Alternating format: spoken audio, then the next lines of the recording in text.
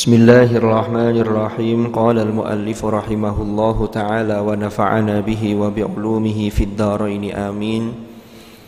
Faslun fi mu'jizatihi alaihi salatu wassalam. Kita masuk pembahasan yang menjelaskan tentang aneka mukjizat Nabi besar Muhammad sallallahu alaihi wasallam. Wa mu'jizatuhu sallallahu alaihi wasallam kathiratun tablughu ulufan. Mukjizatnya Rasulullah sallallahu alaihi wasallam itu banyak yang mencapai ulufan, ribuan. Jadi jumlahnya itu banyak sekali. Di sini disebutkan uluf.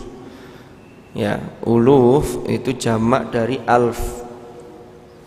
Alf itu jamaknya alaf atau uluf, karena jumlahnya ewonan lah, ribuan. Tidak hanya 1000 tapi ribuan. Wahia utawi mukjizat iku masyhuratun, masyhur, terkenal. Jadi banyak disebut fi kutubil ahadithi, di dalam kitab-kitab hadis.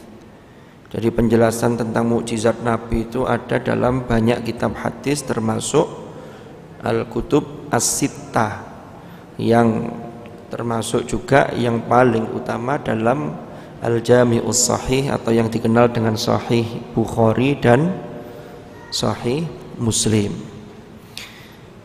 Mukjizat itu apa? Imam As-Sanusi itu menjelaskan mukjizah itu adalah amrun khariqun lil adah makrunun bitahaddi ma'a adamil mu'aradati. Ini penjelasannya Imam As-Sanusi. Jadi ada 3, kalau dalam bahasa penelitian atau dalam bahasa ini ya, itu ada 3 variabel, ada 3 hal. Yang pertama kata Imam As-Sanusi itu penjelasan mukjizat itu apa? Amrun khariqun lil adah, yaitu sesuatu yang khariqun lil adah, yang berbeda dengan kebiasaan. Ini tidak biasa, ini peristiwa yang luar biasa, itu namanya khariqun lil adah. Makrunun bitahaddi, yang disertai dengan tantangan.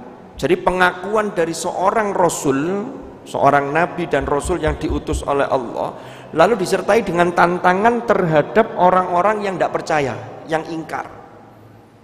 Nah ini makrunun bitahaddi ma'a adamil mu'aradhah, disertai dengan tidak ada perlawanan, artinya tidak bisa ngelawan.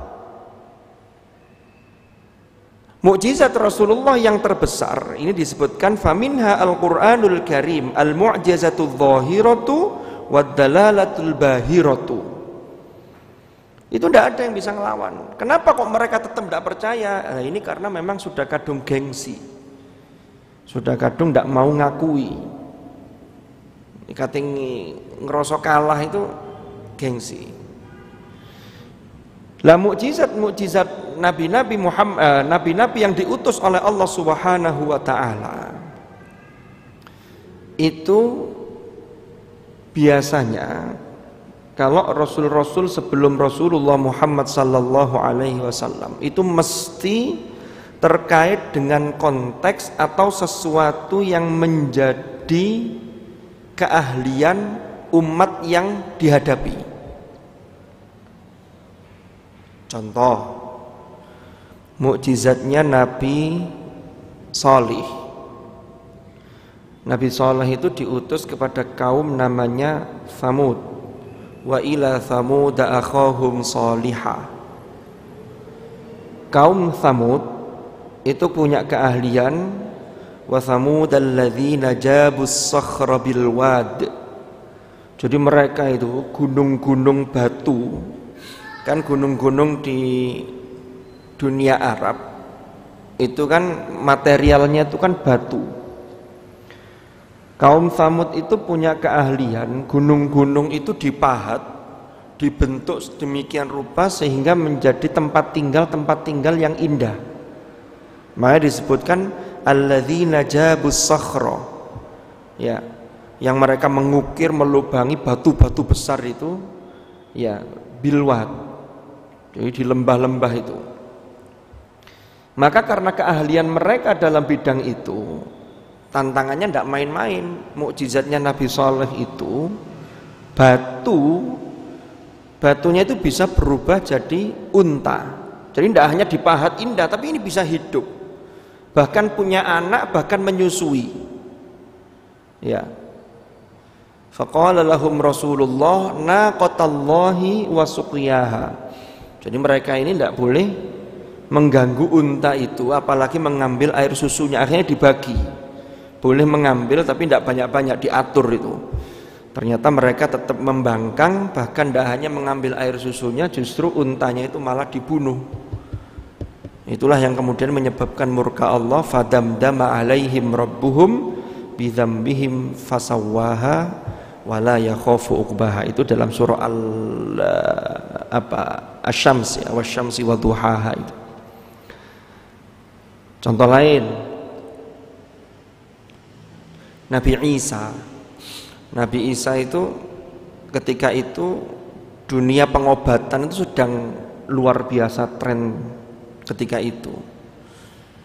Maka tidak tanggung-tanggung Allah memberikan mukjizat kepada Nabi Isa, itu bisa menyembuhkan berbagai penyakit termasuk buta, termasuk bisa menghidupkan orang yang sudah mati.